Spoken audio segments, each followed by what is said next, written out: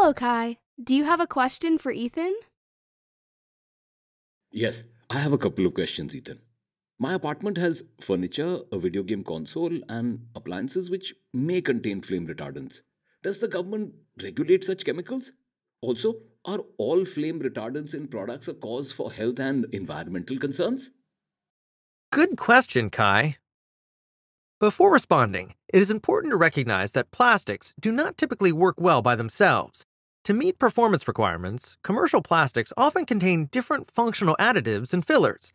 Flame retardants are used to resist ignition and to slow the fire if burning does start. Regulators from the US, Canada, Europe, and other regions assess the risk posed by chemicals. Ultimately, a chemical's risk is determined by analyzing the chemical hazard while factoring in potential human exposure. Regulatory action is taken when regulators deem the risk unacceptable to human health and the environment. Sometimes, limitations are imposed on the use of certain chemicals, while occasionally there is a complete phase-out of usage. A chemical that is determined to be a PBT is of special concern to regulators.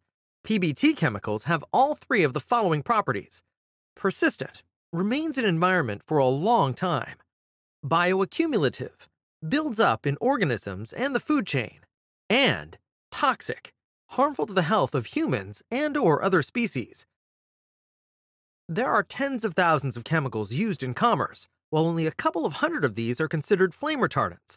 Over the past 25 years, a small number of flame retardants have been identified as PBTs and restricted. Regulators continue to prioritize and assess all chemicals in commerce, including flame retardants. Of course, chemical producers play a role in bringing safe and sustainable products to market, and plastics formulators play a role in designing effective new materials.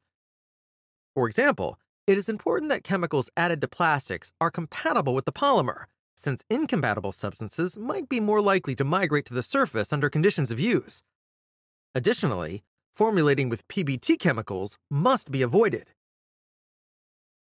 In summary, a small number of flame retardant chemicals have been restricted by global regulators.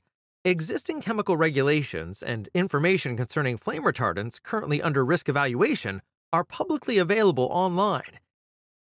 Information is also available to the public concerning third-party chemical hazard and alternatives assessments. I hope my input was helpful. Now, back to you, Zoe. Thanks for the question, Kai. And thank you, Ethan, for the brief summary of this complex topic.